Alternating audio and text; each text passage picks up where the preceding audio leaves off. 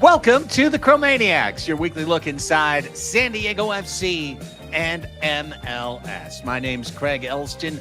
Episode 14 of the Chromaniacs, joined by my Chromaniacs, Tony Sanchez and Alex Pena. Tony, what's going on, brother? It is going to be a fun weekend. San Diego versus LA in another sports clash. I, perhaps, am persona non grata at BMO Stadium. We'll talk about it here in a little bit because it is a rivalry weekend. Alex, what's us? Pretty good.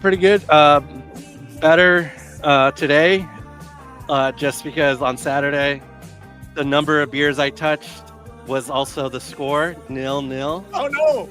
I was a little under the weather on Saturday, but yeah, feeling good today, and yeah, we get to talk about this really key matchup for Sunday night. Should be a fun one tonight. Episode number 14 of the Chromaniacs. We thank you for being here. First off, just saying thanks once again. We're still a very young show. SDFC is a very young team. We're trying to establish our spot as the premier independent San Diego FC podcast, and we thank every one of you who's been along for the ride. We invite you to follow us on Instagram at the Chromaniacs, where our man Terrible SDFC Memes does a great job of pulling out our great content, our better clips, and adding video to them. Growing once again, numbers gone up every single time. Arrow goes up every single time. So follow us on the Chromaniacs on Instagram. If you're watching the show and can give us that thumbs up on YouTube, if you're listening to the show and can give us that 5-star review on Spotify or Apple Podcasts or Google Play, wherever, we say thank you. Now, on episode 13, we talked about doing a post-game show after Portland Timbers, and we did not. So I'd like to offer our apologies on that front. Tony was unavailable. Alex was available. I was kind of available. It was 0-0, and I don't know. I wasn't feeling it at 10:30 that night because I like having the three of us together. I love it when Tony's at the stadium and has the sound and has everything. So seeing as we didn't, let's talk a bit about 0-0. We'll talk about Timbers. We're going to talk about the headlines of the day. Here's your setup for episode 14 of Chromaniacs. We're going to talk about Timbers and 0-0. We're going to talk about clinching the playoffs. Cool beans. Talk about what's going on with the roster. Hey, guess what? Here's the drawback to being so young. The U20 World Cup can completely mess up our season. Yeah, it can. Wait a second. That's a kiddie tournament. Why does that matter? Oh, it really matters. We're going to talk about it. Coming up about 20-ish minutes from now, we come back to Voice of the Supporter. I love this segment. I know you guys know I love this segment, but Adrian is joining us. Adrian is one of the key drummers and has been one of the drummers for Frontera SD. He's one of the guys in La Bateria. He is up there. He's been there. As a key founding member of Chavos. First, originally Chavos de Loyal, now Chavos de San Diego. A member of Frontera SD. Also, not for nothing, the founders of Los Brujos del 78, the supporters group of the San Diego Sockers. We're going to talk to Adrian about what it means to bang the drum at Snapdragon Stadium in the North End, to be part of the actual literal drumbeat of San Diego FC's season. Adrian will be joining us at the bottom of the hour. And then we're going to dive all the way into SDFC, LAFC, which, I mean, spoiler alert, I'll just say is the match of the year. This is, to me, of what's remaining and what could remain, the match of the year, the test of the year, the everything of the year. Todos. Is coming up on Sunday late night. That's your setup. That's what we're talking about today on the Chromaniacs. Okay. Saturday night, I thought it was going to be 2-0 SDFC at halftime. 2 or 3-0 SDFC at halftime. It was nils, and it finished nils. Pretty frustrating, guys. I mean, Corey Baird showed well before he came up lame with an injury. I hope we'll talk about it more. I hope he's a guy that's available again, because I thought he looked, maybe just starting there, I thought he looked really nifty in a couple of the passes and the contributions that he was able to make. Yeah, there's that hunger that you see from him coming in. And I mean, you've been exposed a little bit more to Baird, Alex, here in MLS, but you can tell when a player just has something to prove and wants to come into a system and is very comfortable in it. It was Corey Baird. But what did you see from the former rookie of the year in MLS? Yeah, he was really good. I mean, put an excellent touch on the ball when he was like passing it into the path of Anders Dreyer. He got one right as Dreyer was coming in for a run. He was able to get the shot off, blocked by the Portland goalkeeper. And yeah, it just everything just seemed fluid with Baird right there at the top. And it seemed like as Baird and Dreyer they were going and running the offense, everything was clicking. And then as soon as Baird came out, it was like lights off. Everything just turned off for the offense, and it was a shame. I mean, I liked everything that was happening with Baird. We really did see his elite passing, and he felt comfortable in the system. Very comfortable passing the ball to Dreyer, which is really good. And it's too bad we only got 40 minutes of it. By the way, Corey Baird starting because the guy who we had spoken about in the last show as the man who had taken over the number 9 for the rest of the season, Marcus Ingvartsen, was right back on the injury list with another lower body injury. Tony, what insight, if any, do you have on the wayward struggles of our prodigal son here, number 9, Ingvartsen?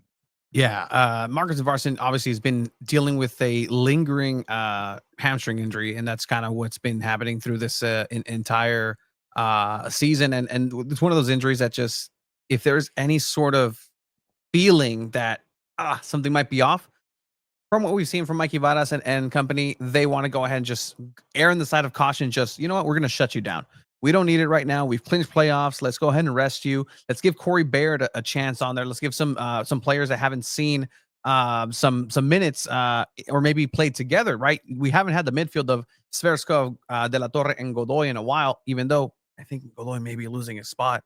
But that's just kind of what's being planned and giving these new players, not new players, but just the players then get to know each other, because there are new players that are going to be thrown into playoffs very soon for San Diego FC, and some that are going to get minutes because of what we mentioned, the Under-20 World Cup. But hey, this is one of the goals that potentially you were saying, Craig, that could have been it. Well, yeah, you're showing on the replay, Tony, if for everyone who's watching on YouTube. And of course, in the North End, we were all celebrating and the beer was flowing and everyone was dancing and the flags were waving. The smoke bombs were going off of this lovely hit ahead pass for Dreyer, but he's clearly offside. He's offside by a step. I mean, it's not controversial. Yeah. It's obvious. So bummer, because those moments always just feel, I don't even know. I need to come up with the right poetic, metaphoric example for what it feels like in your life when you're there watching a goal, celebrating a goal, and then the goal is taken away, and the goal is taken away righteously. And it's like, I never needed to celebrate. I celebrated nothing. A relationship gone awry. I thought you were the one. And it turns out you never were the one. You never were the one. I was always right to say no. This just keeps happening, right? And at Snapdragon, like there's a goal, there's not a goal, or there's a potential for a penalty. Well, no, we checked that. That's gone. It just keeps happening. It feels like every single home match, this is the thing that happens to San Diego FC, and they just can't catch a break. It's a struggle for them at home, and I don't know how to change that. It's probably a struggle for Mikey Varas trying to figure this out too.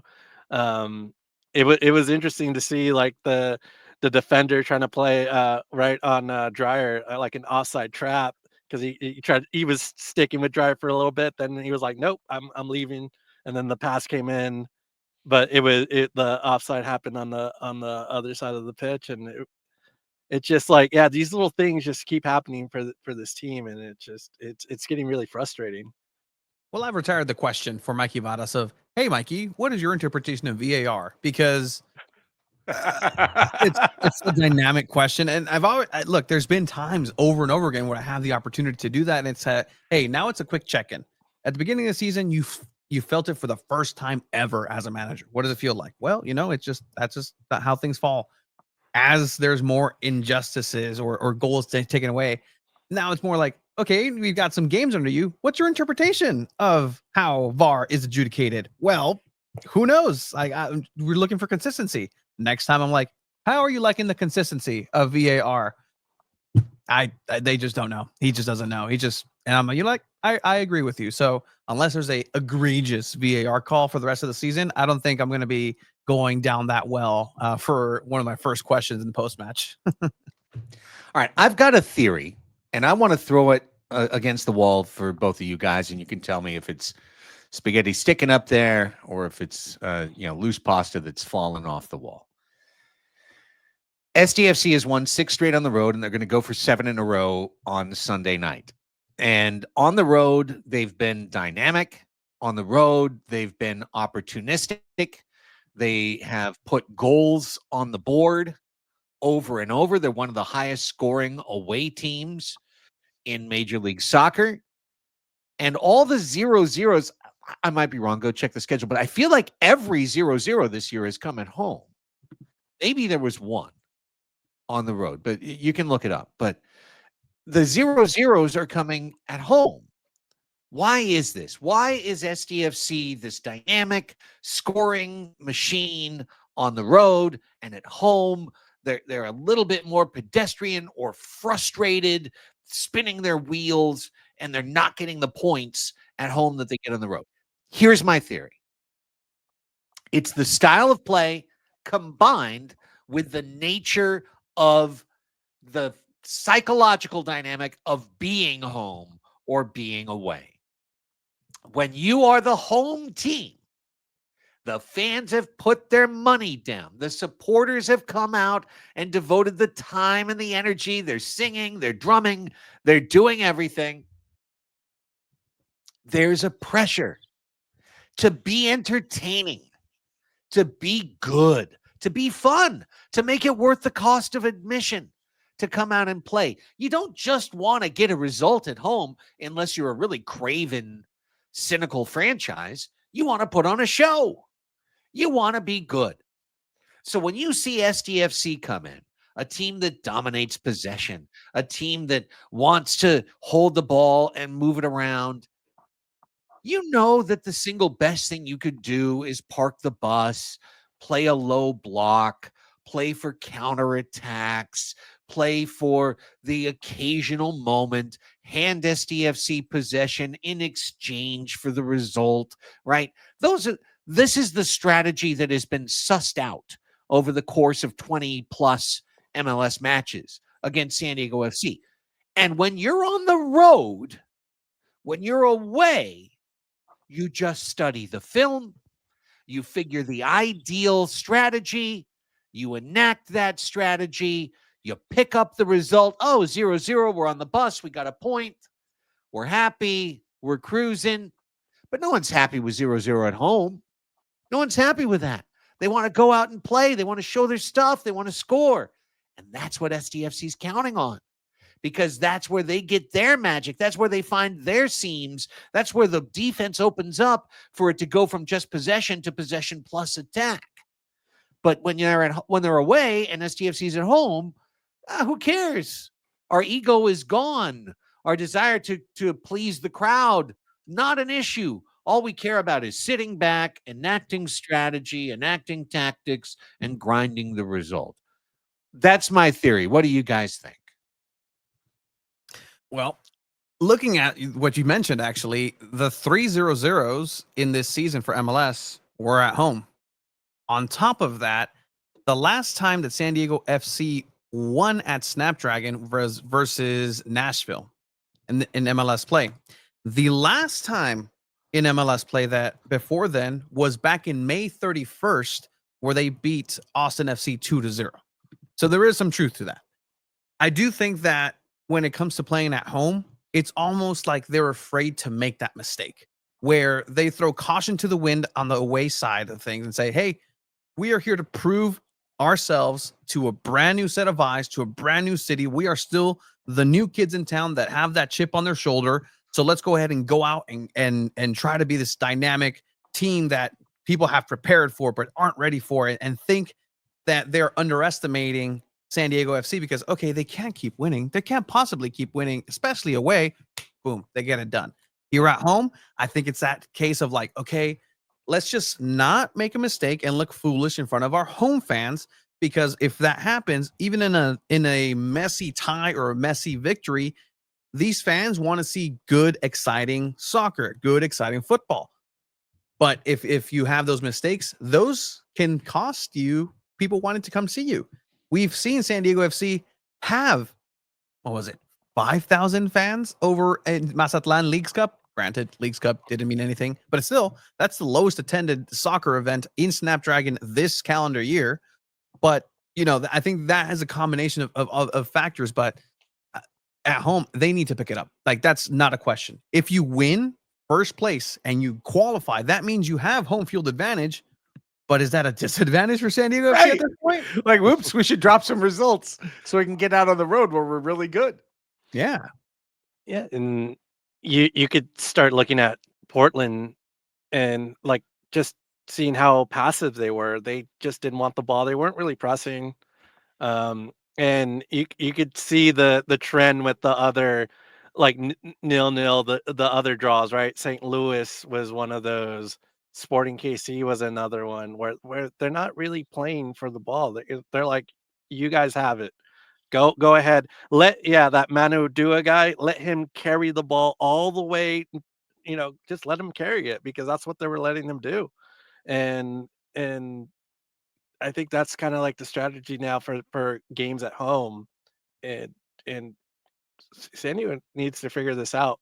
But when there is a team that is aggressive, like we saw with Nashville tried to play a little bit more aggressive, and that's when they do get to see their opportunities. Chuky ended up scoring in the second half in that match, and yeah, it seems like there is a little bit of a difference. LA Galaxy was another one that they played a little bit more aggressive. LAFC did, and that opened up opportunities for these guys to score. But they have to figure out something where when the other side doesn't want the ball, then they have to figure something out and get a little bit more creative there. So is it that then San Diego FC just either is one of those teams that plays up or down to the competition? Because let's remember, right? San Diego is one of the, if not the furthest destination for a lot of these MLS teams, a lot of travel. By the time they get here, maybe the passive nature isn't because, well, that's just their style. No, they're just tired. Like Toronto came in here, they were tired, and they won that game here at Snapdragon Stadium.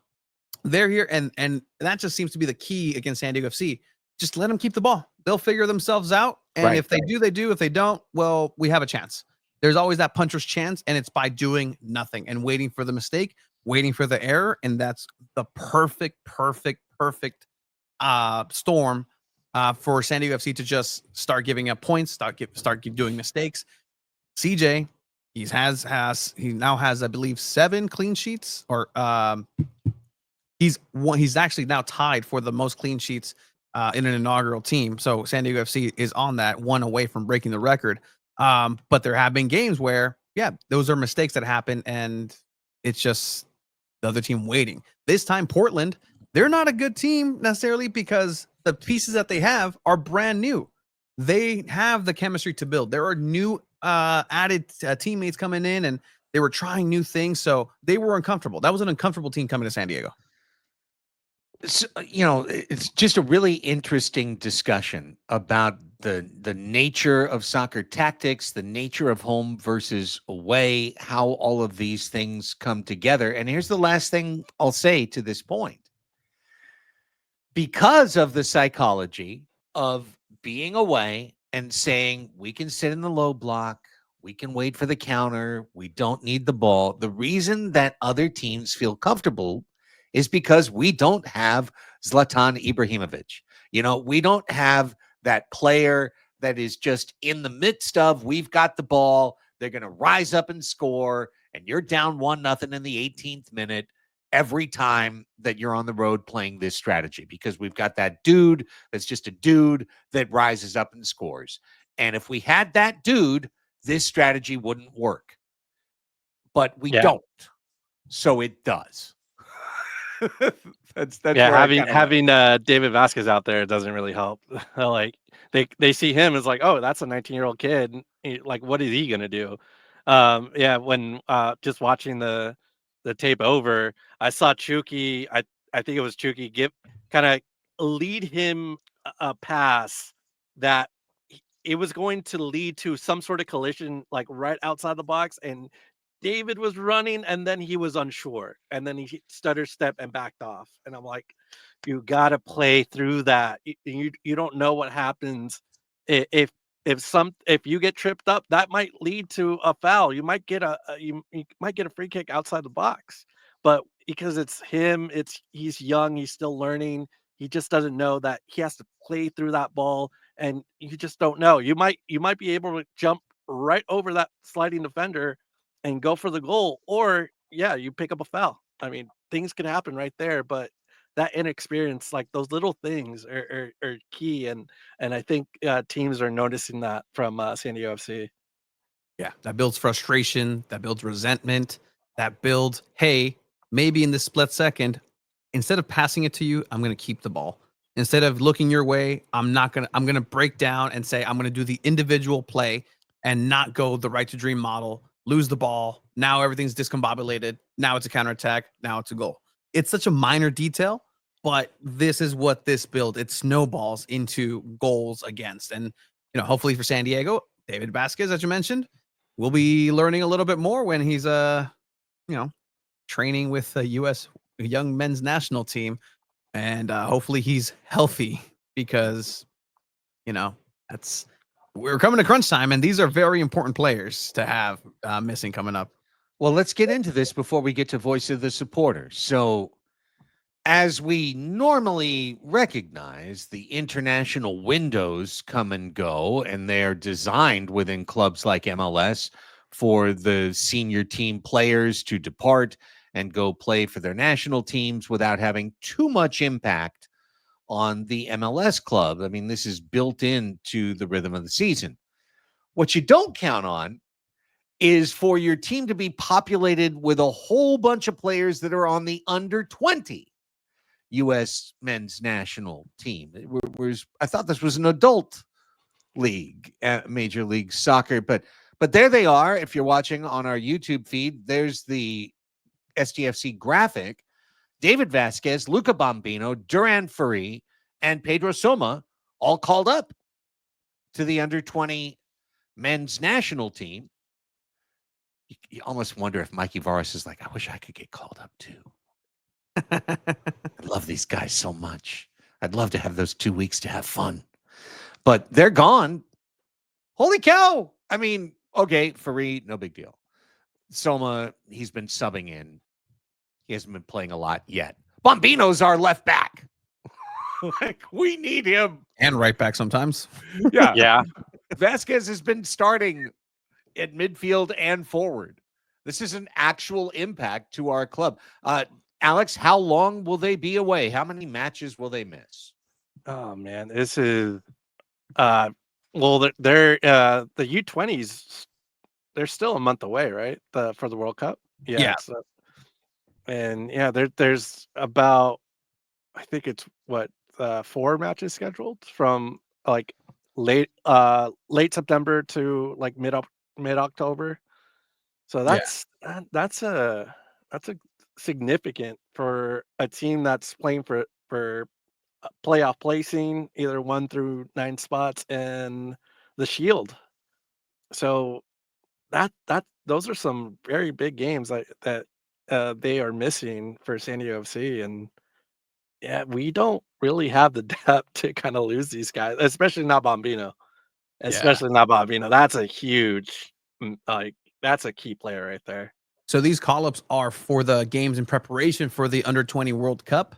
The World Cup is actually going to be September 27th through Sunday, October 19th. So that's that window of Under-20 World Cups. So they could miss basically the end of the season, correct, kind of period. But there's a thing. There's a mechanic where a club can deny them going to these tournaments. Right? We saw it with Casey Stoney actually denied Jaden Shaw to go over to the Under-20 women's national team because he was so crucial to the San Diego Wave at that point. But again, with this, will that happen? I don't think so, because it is such an honor to be named into this tournament, into this the lineup. Honestly, it's the launching point, especially with Mikey Varas having coached the young men's national team. Right. And it just makes sense that he would see it as an honor as well. I mean, you bring up Casey Stoney. I mean, she made that call and then she got deported. And next thing you know, she's in England. So, I mean, make your choices wisely is what I would say there. I keyed, but I keyed. Only joking, but not joking, Alex, in that Luca Bambino is a really important player. And I think you put into the notes as well, there's a chance for Anders Dreyer to get called up too. Yeah, he's getting called up for his World Cup qualifier for the Danish team, and that will be next week. They also play 2 matches, and that shouldn't interfere with us though. That's this is a really good thing for Dreyer. So that's this is going to be after the LAFC game, but before the next match against Minnesota United. So okay, that he's not going to be missing any games for that. He won't. But again, the thing that I always worry about, injuries, right? You're here, even in training, right? Look at just to give you some of the names, right? Kasper Schmeichel, son of the legendary, also Schmeichel, a goalkeeper in there, won the Leicester. Yeah, right. That's how names work. Leicester City, a goalkeeper when they won the Premier League. You have Andreas Christensen, former Chelsea, Barcelona. You have Højbjerg, who played in Manchester United. You have these players who are in the top of world football. And so the fact that you're called up to be part of this lineup, that it's an opportunity of a lifetime, right? Growing up, Dreyer didn't dream of being a San Diego FC 10 because it didn't exist, or probably didn't know what MLS was back then. Right. He dreamed to be part of the Danish national team. That's definitely, and I'll talk to him tomorrow during a media availability, and I'm going to ask him. So, what does this mean? How important is this to you? And do you talk to the young kids about national team stuff? Is it important to them? Because again, now we have this new age of Pulisic, and I don't feel well to play in the national team. I think I'm going to send out the Gold Cup, sort of mentality where players like Landon Donovan are like, whoa, what do you mean? It's the biggest honor to be up. So hopefully everybody is healthy come international break time. Feels like a very millennial point of view. You know what I mean? A little tired. I'm going to take the Gold Cup off. If you want to hear summer, it's summertime. What's in it for me, anyways? Yeah, what's really in it for me? There's a whole documentary he made about himself because of it. So go enjoy that on Netflix, if you will. Please enjoy, or please enjoy what we're about to present here on the Chromaniacs. It's time for Voice of the Supporter. We're always excited to do this segment on the Chromaniacs because soccer is a community sport. It's the sport por la gente. It's the sport for the people, and the people who volunteer their time and their energy and their talent and their expertise to bring the energy to a soccer stadium.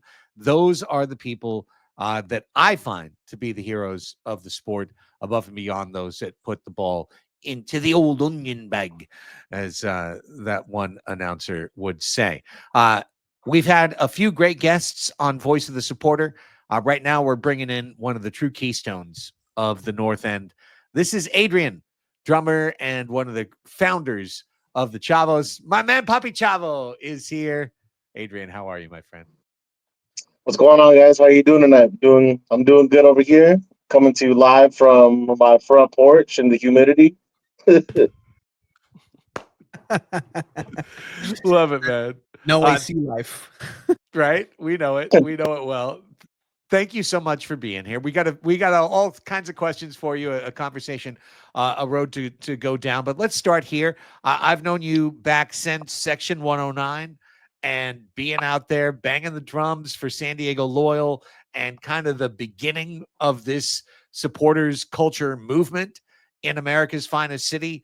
And now to know where you were, before Chavos even was an official group and recognized, to now where we are with the North End basically full every night. What are your thoughts on just the growth of supporter culture from the beginning to where we are today?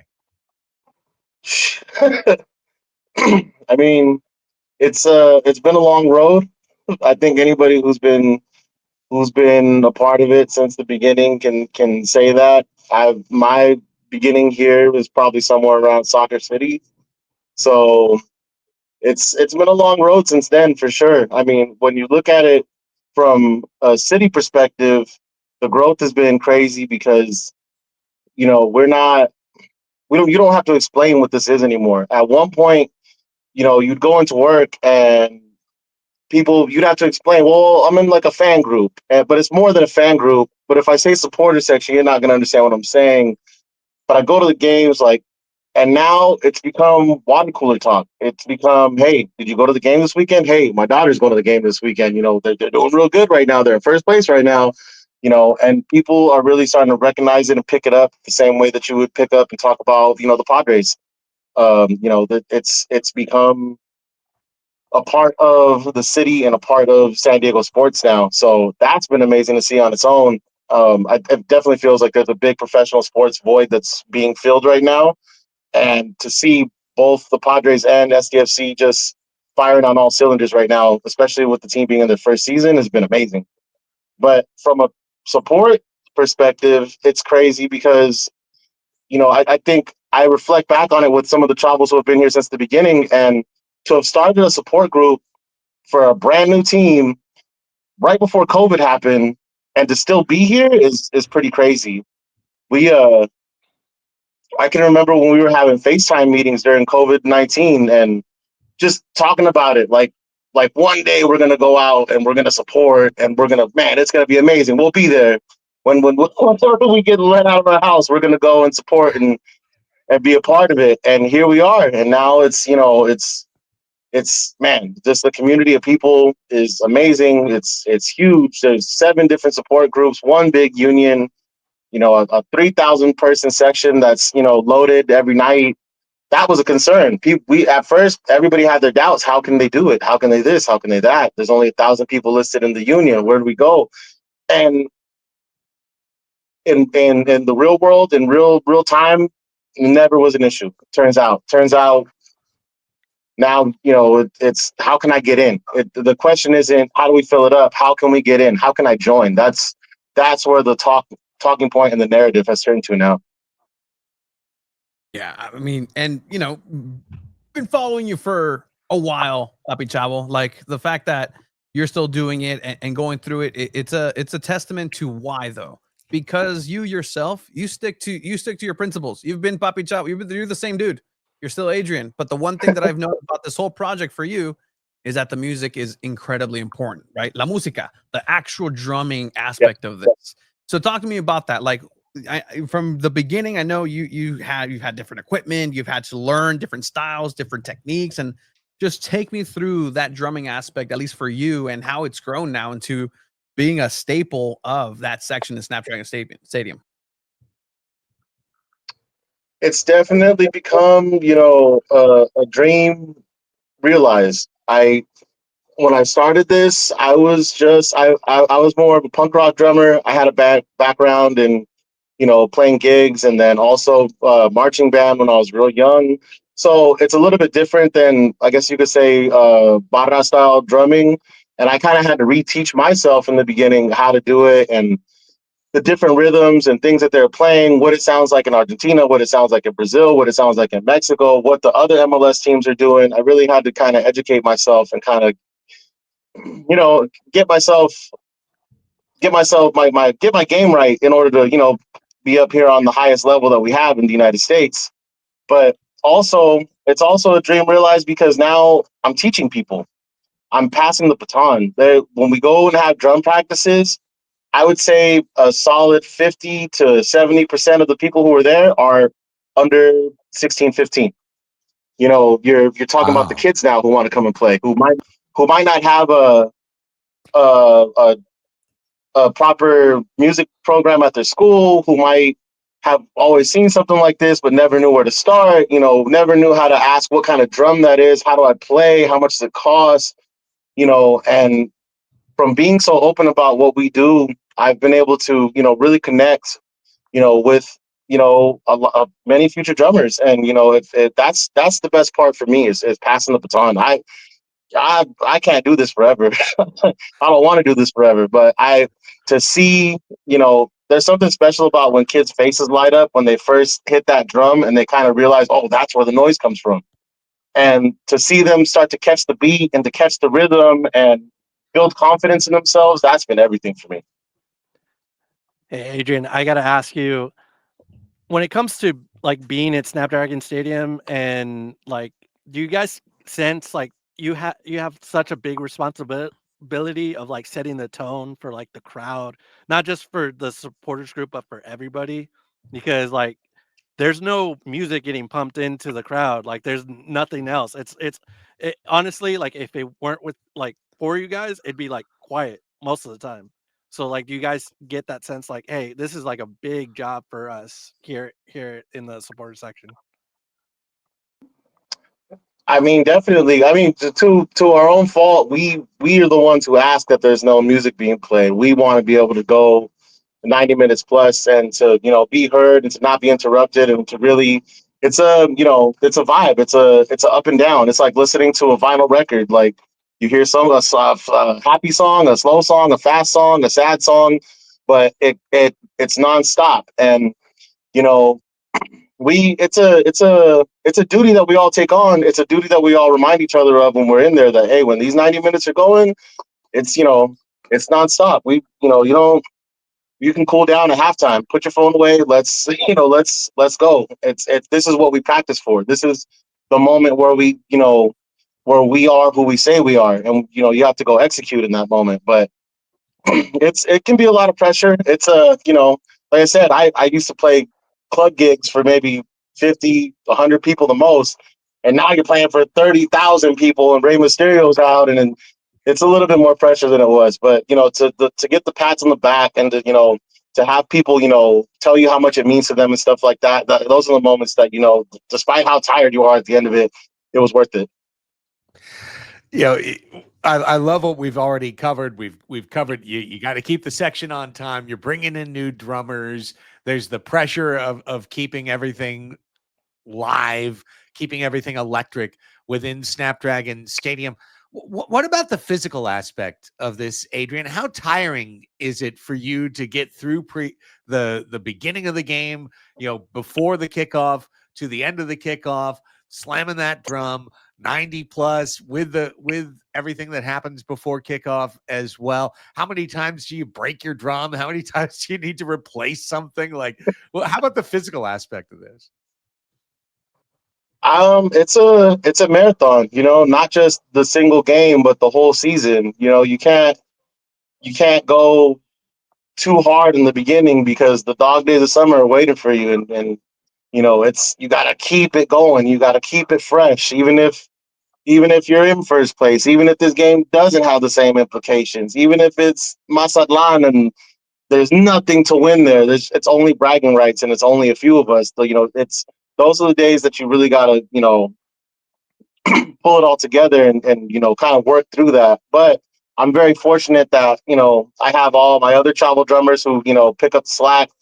Obviously, Dale Boys, Oliver. He's that kid's a fucking rock star. He's nonstop, and he really he's a big part of what we do, and I'm really proud to see, how he's become a leader for all of us in the drum section. I think without him, this year would be extremely difficult for me to just manage on my own. But him, Barrett team, she's everybody, Kima, uh, Salenia, everybody. We've had a really amazing group of people playing the drums this year, and it's all come together really on the spot. And given the limitations that we have with security and the team and stuff like that, we've done our best with it. And if it wasn't for everybody else, I would be freaking dead right now. But thankfully, we have enough people to pick up the slack always, and who are busting their asses to make sure these drums are on point, and we're feeling it. But you're coming down the home stretch now, and playoffs are getting close, and so everybody kind of rejuvenates themselves. And then a game like this Sunday, none of that matters. This Sunday, none of it. No one's tired this Sunday.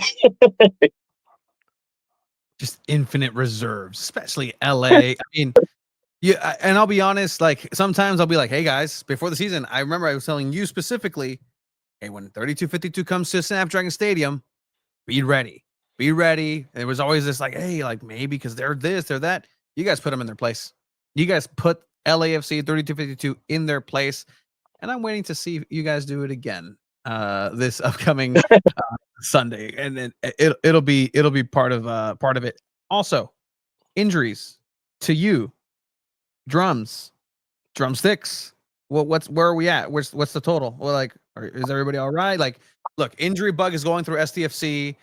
Dude, I don't need to put you on the IL. I'll put the report breaking. Papi Chavo. Yeah, be careful what you tell this guy. He'll tweet it out. But go ahead. I know. I'm gonna last viral real quick.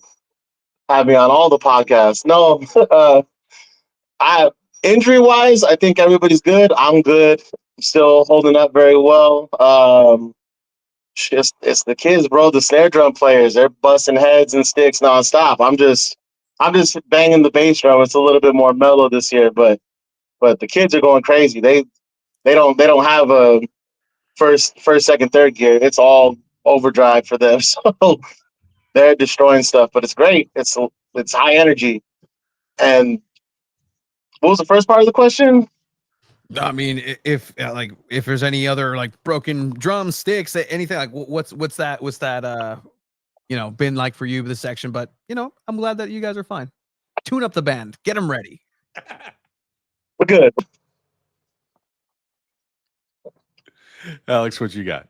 Yeah, just if what does someone have to do if like someone's like seeing this, they want to get involved, they want to be part of the drums for you guys, like what does someone have to do, like who do they reach out, and like like how do they join like the whole process? I would say obviously just reach out personally. You can always reach out to Frontera Ultras on Instagram and inquire there. You can also find me, Bobby Chavo _138 on Instagram, and inquire there as well. Obviously, we're limited to how many drums we can have in the stadium per game, but that's not to say that we're not always practicing with more drummers. That's not to say that we're not always getting more people in the reserves, ready for maybe next year, maybe for whatever it might be. But we're always taking more people. Anybody's always welcome to bring the drum out and, learn. We're never going to, bully you out of there. We're never going to make you feel like just because you don't know what you're doing that you can't come and learn. Everybody starts not knowing anything. So, reach out, come out. I can promise it's all friendly faces at the drum circles, and that it's really just as simple as that. And Poppy, I feel like there might even be an opportunity in the winter and early spring for young drummers who maybe haven't had the opportunity to be at Snapdragon Stadium to maybe integrate and learn their craft. Yes, there and this winter. Breaking news right here. Breaking news. This winter we're going to be returning back to Front Wave Arena and supporting the San Diego Soccers with Los Brujos, and just like you're saying, that's going to be an amazing place to kind of get your chops and your experience up in the stadium, supporting. Getting eaten up out here. supporting the Sockers, and kind of getting back to that. We kind of had a year off over there. We figured out logistics and also trying to work out, this new team. But we're going to be back up in North County. If you're playing the drums at the practices, a great way to get involved is to, start playing the drums at the Sockers games this winter. So that's and the I sign up. You're going to want to be a part of Los Brujos. You're going to want to be a part of the Sockers games this winter. I can promise you it's going to be a good time. I can promise you it's going to be worth it. It's the entire city feels like it's stepped its game up now, and Sockers are right there too. It's going to be a good time. All right, last thing before we let you go, just kind of a broad-based closing question. You've been such a part of this. I mean, I've known you for years. You've seen the growth of it from where it was to where it is today. What are you happiest about for Frontera SD? What would you still like the most to see get better? My favorite, I mean, it's the people. The people is it, the community, every person who's out there at that tailgate. This means something to them. It means, it means something. It means enough to call it a work. It means enough to make the time to buy the tickets, to buy the beer, to get the meat, to bring the grill. It means enough for you to make it a part of your traditions, of your family's traditions, of, it. And there's so many people here who maybe wouldn't have been cool with each other if it wasn't for this. Maybe wouldn't have a reason to have that relationship with one another. I've seen a lot. It's brought a lot of peace to a lot of people. It's brought a lot of peace to the city. We're united in a way that's different, because baseball and football in San Diego has kind of always been like, yeah, I'm a Charger fan, but there's a lot of Raider fans in town. Yeah, I'm a Padre fan, but there's a lot of Dodger fans in town.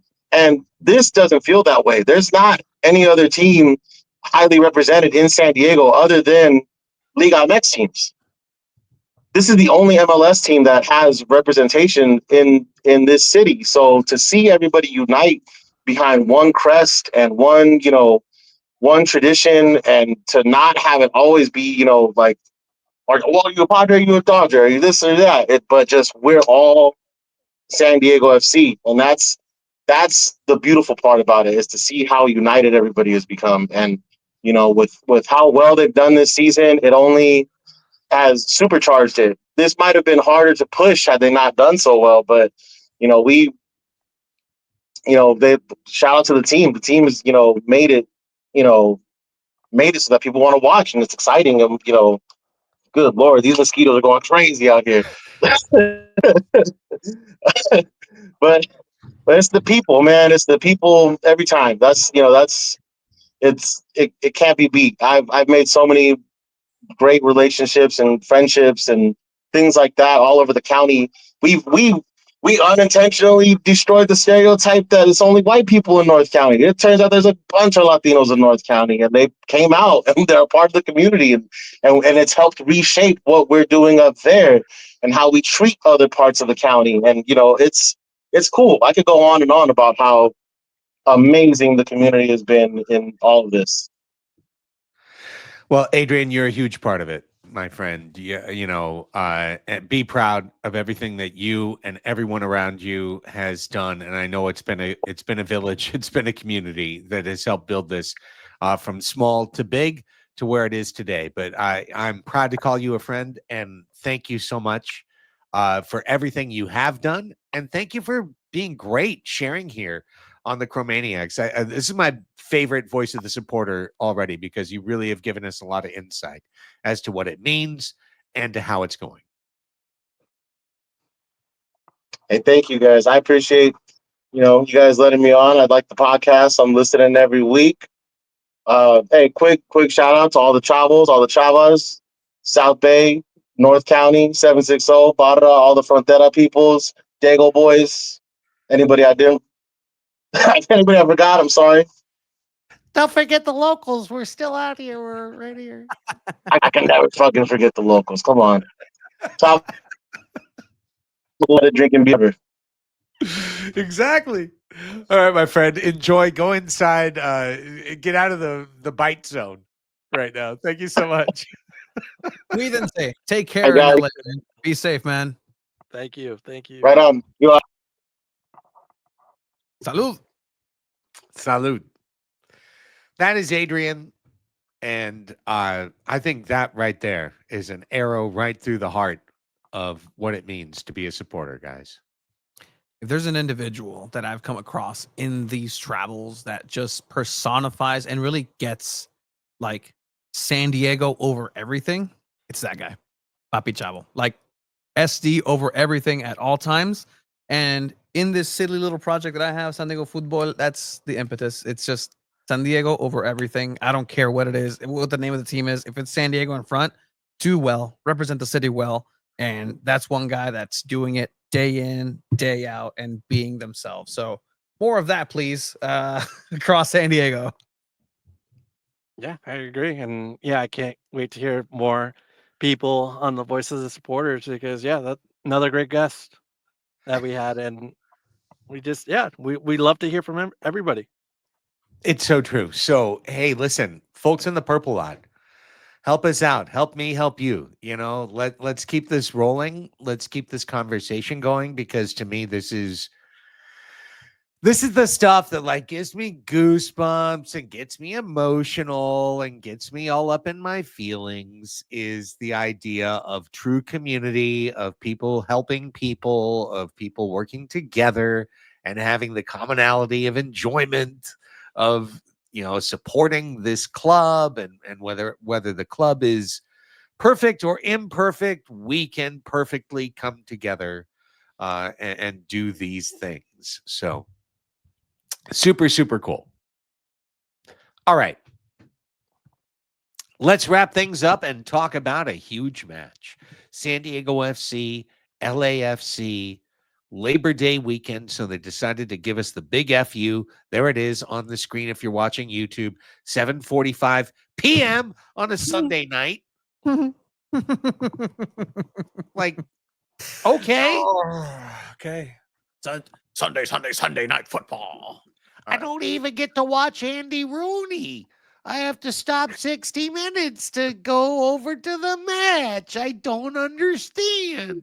No, I mean, come on. It's ridiculously late. It's like literally number one on the reason why I'm not on the bus on Sunday to be a supporter there myself.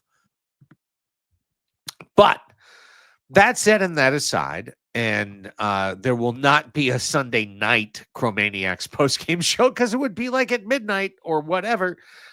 We will probably do what we did a couple weeks ago and do a SanDiego.Futbol crossover on Monday to cover it. But boys, 6 matches remaining. But to me, this is the match. This is it. This is the one I've been waiting for since I first was in the 3252 myself in June of 2019. This is the opportunity to be at formerly the Bank, now BMO Stadium, to see LAFC, the previously best expansion club ever, and San Diego FC, the club that wants to be the best expansion club ever. The first time these two teams met, it was 3-2 SDFC at home. It was also a very, very scary match. Boenga just missing at the end is something that is still seared into my long-term memory. And I am sure with Sonny in tow and with everything else that LAFC is single-minded about delivering 3 points to their club on Sunday night. Yeah, it's a huge one. And for us, what we have to realize is like this is an opportunity to push LAFC down in the standings as far away from us in first place as possible. And this is the first opportunity to do that. We can pick up some points here. Like LAFC has really revamped their roster. They brought in a like one, two, six players already. Yeah, Mhm. and they got some players out, almost the same amount, and it just seems like they really needed to retool to really be competitive in this conference. I know we're up, you know, in first place right now. They still have a few games in hand that they can potentially catch up to us, but we have to do everything like in our power, and it starts Sunday to pick up more points than they can. And man, yeah, it's a big night. It's gonna be star-studded. It's gonna be everything you think of when it comes to LA, right? La La Land. The stars are coming out. It's gonna be packed. All the things that come with LA. So yeah, it just seems like this is the match that can determine a lot of things for the end of the season. So can San Diego FC pick up a point on Sunday is going to be the big question, or more. Not just a point. They're currently 4-0 versus California teams. 2-0 against LA Galaxy. 1-0 against LAFC here at home. But as you mentioned, Craig, this is the one where it's like, all right, what are you made of? What is San Diego FC really made of? They've gone through a season. They've gone through showcasing this play style and being the new kids in town and being shocking. Like the shock effect has worn off in terms of there's not really a surprise with San Diego FC. You get what you get and you don't throw a fit. And if you throw a fit, guess what? They're going to score behind and you're going to lose. LAFC is in now prime position to strike, and you can clearly see the intentions of them wanting to go deep into playoffs. Heung-min Son alone is a game changer. We sometimes I'll watch different sports and be like, yeah, no, that individual, like basketball, right? There's only how many of them are in basketball on the floor at the same time? Five, Five, cool. buddy. Yeah, See? 5. I was watching the big three. That's why. So it was Yeah, 3 guys. fair. No. 3 there, 5 for the recognized canonical sport. Yeah. And, that's one of the things in soccer where it's like, well, how good is the best player in the world in a team of 11? He can't play defense. He can't play goalkeeper. He can't play, he's one position. But there are few players that can really just turn things around. Heung-min Son is one of them. The player that could have stayed in Europe, a player that could have gone anywhere in the world at his level, but he chose LAFC. LAFC loves him. They're going crazy for him. He has a support of the city. Koreatown is just out. They actually had a Korean player before Heung-min Son, and he was a cult hero. Now they have a literal demigod of soccer, and it's K-pop times 1,000 in soccer. And It's Otani. It's Otani for MLS. 100%. And the thing about it is that Otani, as you know, is a really good player. And so is Heung-min Son. And he's been playing. He scored a great free kick away. This is his homecoming, his first game. Every camera, every eye is on his every movement. But guess what? There are 9 other people that are on that field that are their teammates that would love to sneak in a goal because there's so much attention on Heung-min Son, because there's so much emphasis on do not let him score. Do not let him destroy you. Do not let Luca Bombino be exposed by Heung-min Son, or depending where you want to play him, just these young backline defenders. That's what worries me in this match for San Diego FC. It's the inexperience of the backline. Regardless of how you present it, there's going to be an inexperience somewhere in that backline. And can San Diego FC just weather that storm? Bouanga and Heung-min Son on the same team? That's tough for elite MLS defending, let alone somebody who's trying to prove himself, somebody who's young, somebody who's committed a lot of errors already on film. That's going to be the crux to see what the result is here in BMO Stadium. Alex, as a Spurs fan yourself, what you are deeply familiar with Sonny. What do you think Sonny is bringing on Sunday night? Well, the first thing is that Son is going from a left winger position, and now he's playing a 9, which he hasn't really done full time since 2023.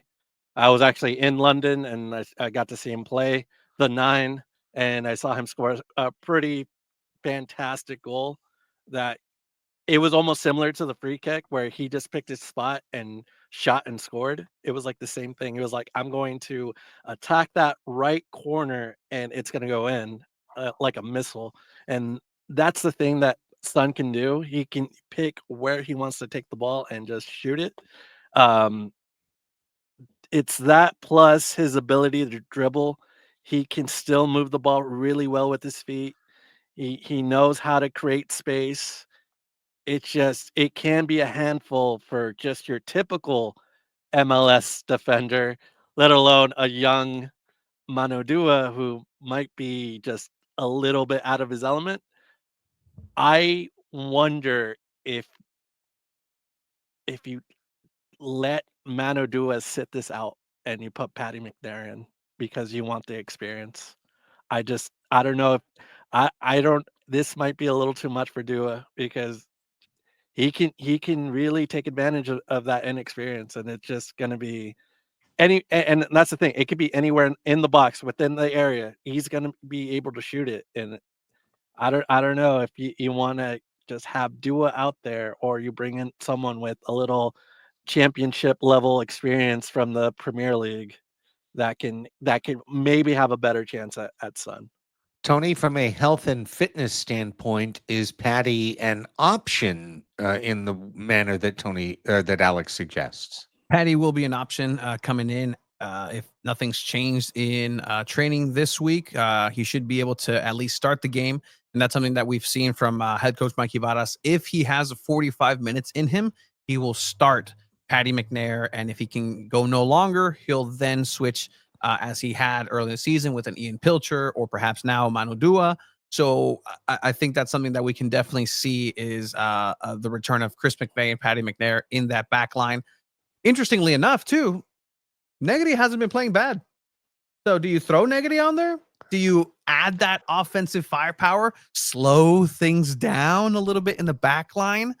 But you do get experience. You get a player who has been in big matches, big MLS games. This is a big MLS game. Is that something you consider? Then you throw Bombino over on the right-hand side. You know, these are the. Oh, I'm glad I'm not Mikey Vadas right now. I'm glad I'm not making that decision. But this is something that you have to consider because again, this is scary for SanDiego.FC.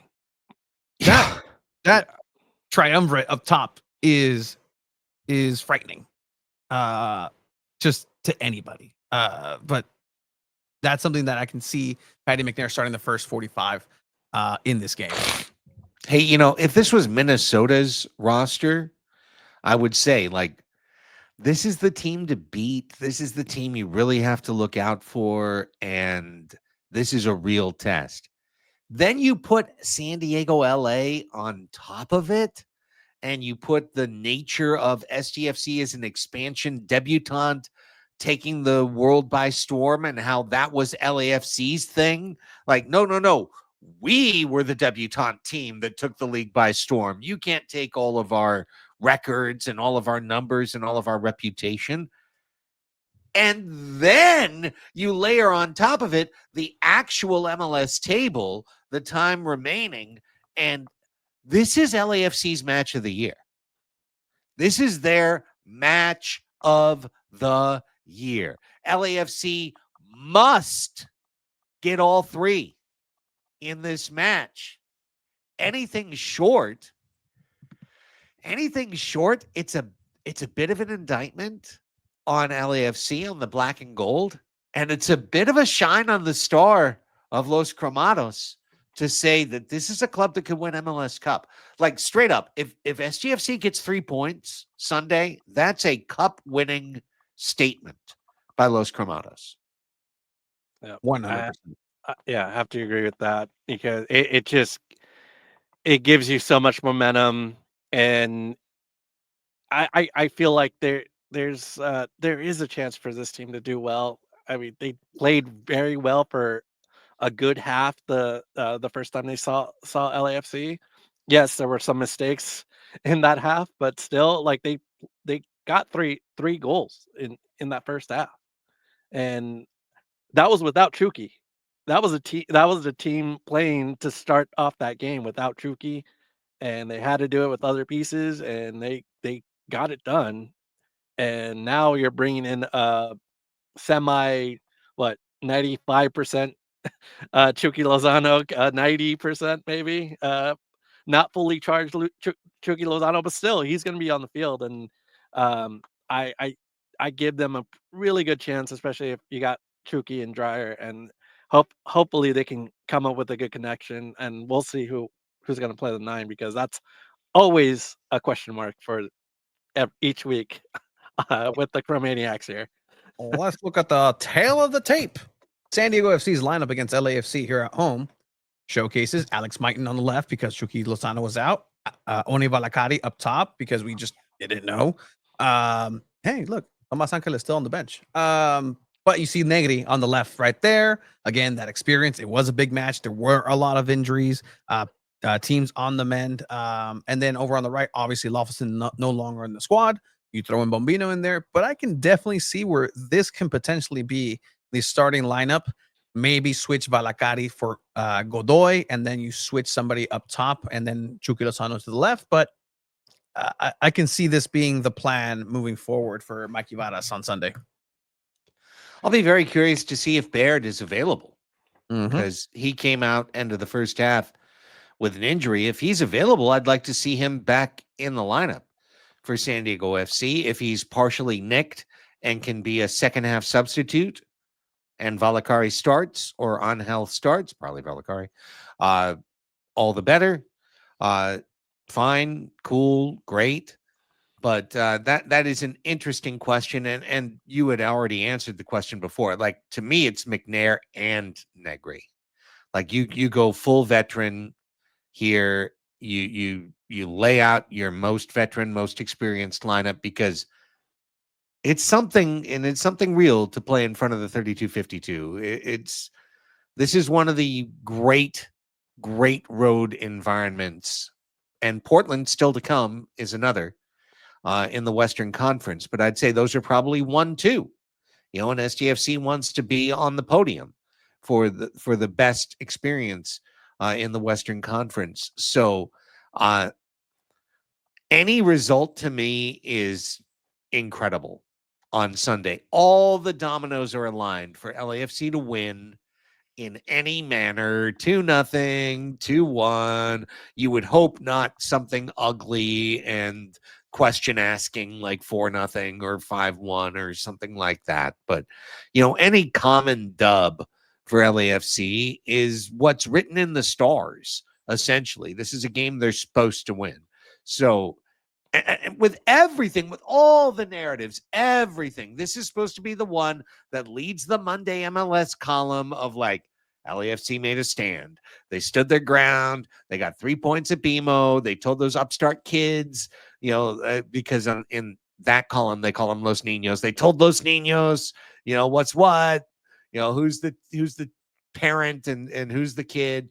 All of that is waiting. It's already ready to be just click send, add the goal scorers and click send in a lot of MLS boxes this weekend, boys. But if SDFC gets a point, God forbid 3 out of BMO Stadium, that changes everything. You know, it'd be funny. And this is one narrative that I know people haven't been talking about or really thinking about. There's 2 former LAFC players. One is Luca Bombino on loan with the option to buy. SDFC is going to take that option. But wouldn't it be something if the hero for San Diego FC ends up being one Tomas Angel coming off the bench and just giving SDFC that victory 2-1 in the 88th minute? San Diego FC win. Thank you, Tomas Angel. And everything is forgiven. That'd be huge. I mean, you would rip the hearts out of every LAFC fan in that building. Like, this guy we saw this guy play. He wasn't good. That's why we shipped him off to San Diego, and he scores a game winner. Like Assisted by that'd be Bambino. amazing. Why not? Yeah. Oh, Bambino too. Yeah. Oh, I Assisted like by how you're Bambino. thinking. Whether it's magical thinking or not, I like the spell. So consider me spellbound. All right. Last thing before we go, and you guys were right in the heart of breaking and bringing this story to the light, Tony. But we were just talking to Adrian. He's going to be on the supporters bus. Alex is going to be on the supporters bus to be up there at BMO Stadium on Sunday. There was a deal between the clubs, just like there's a deal the other way when LAFC brings the 3252 down to the snap in terms of supporters tickets and ingress egress and everything.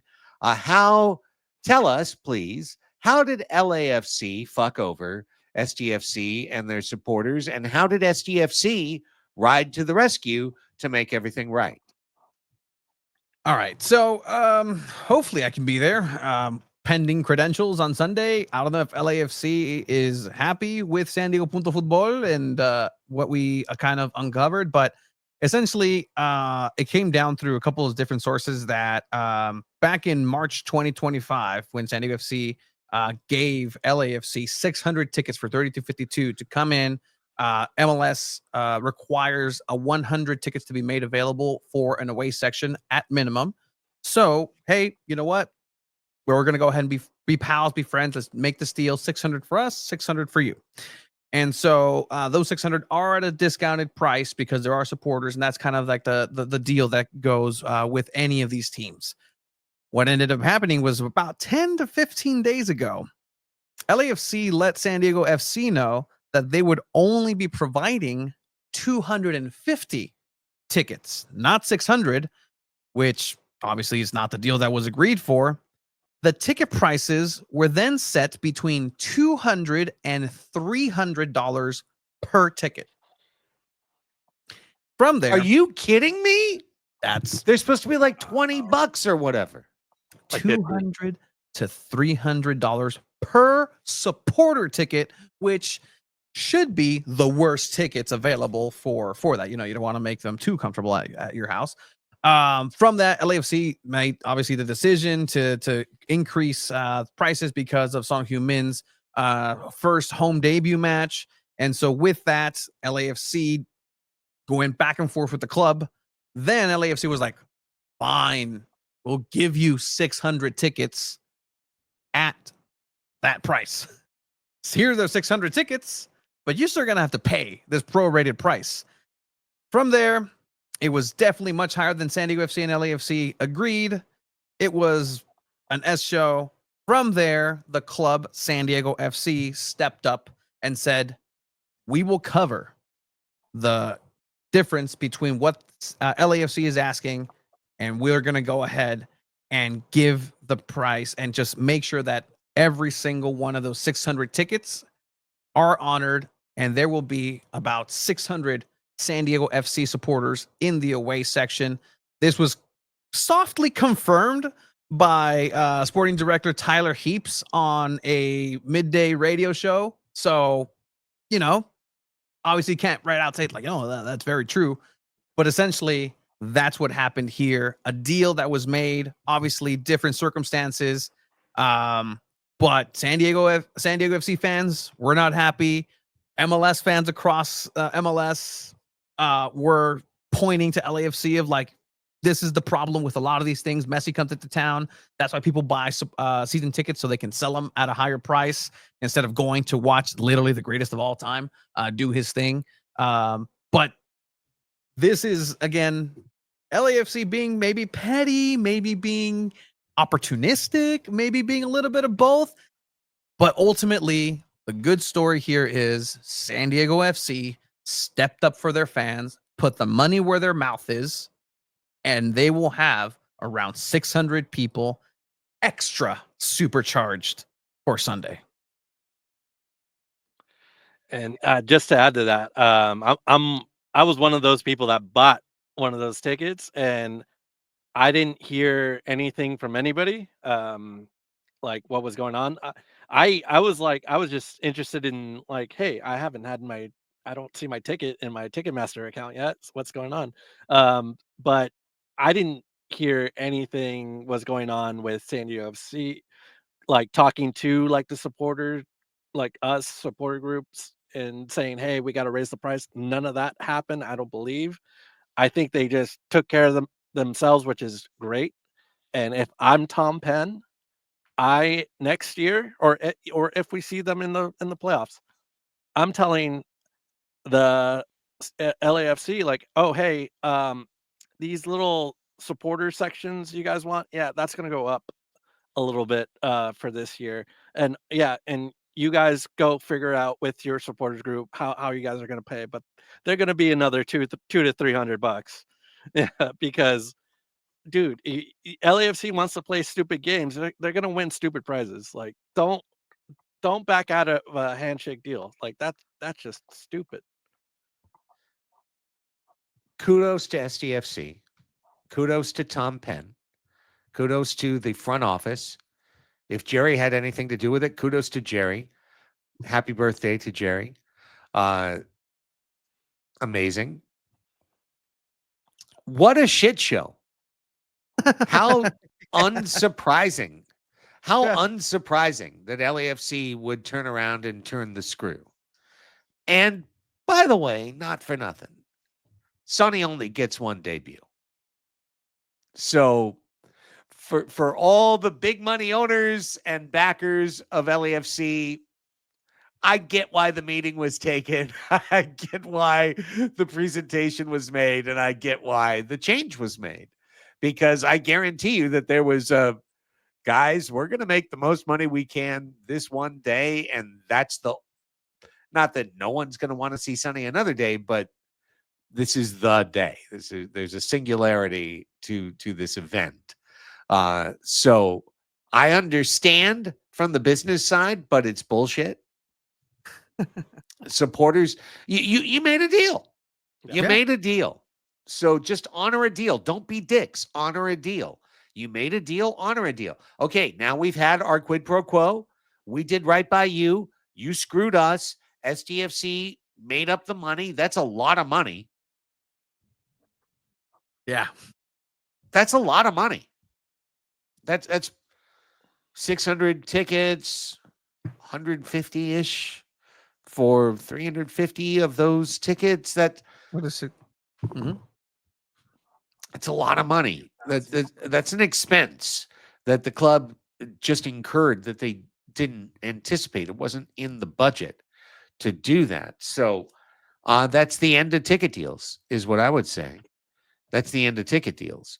Or the next ticket deal, you start, LAFC. Like, we need to see it from your side before you get it from our side. Because I don't like the idea of playing price wars and ending competing supporter sections. I like the idea of seeing the 3252 or the Angel City Brigade, and Frontera SD doing their musical battle, not a physical battle. Keep the belts in the loops. But a metaphorical, a musical battle, a battle of the bands, so to speak. I like that. I think it's important. I think it's a huge part of what makes the rivalry special. I think it's a huge part of what could turn a casual into a lifelong fan. So I want all of it to happen, and I don't want clubs to be dicks along the way to try and prioritize money over the supporter experience. And when they do, we're going to call you out. So LAFC, that's why you don't deserve 3 points on Sunday, is because you decided to be dickish, and let's hope soccer karma catches you. And well done, Tom Penn and friends, for footing the bill. Yeah, 100%. One special thing about this too is those 600 tickets are paper tickets. So I believe you're going to have a little souvenir. And because of this, I may be persona non grata, may not be, I'm still waiting 3 days before the game is usually when they start telling you yes or no. If I can't, I might just smuggle myself with you guys up there. And you know what? We'll see.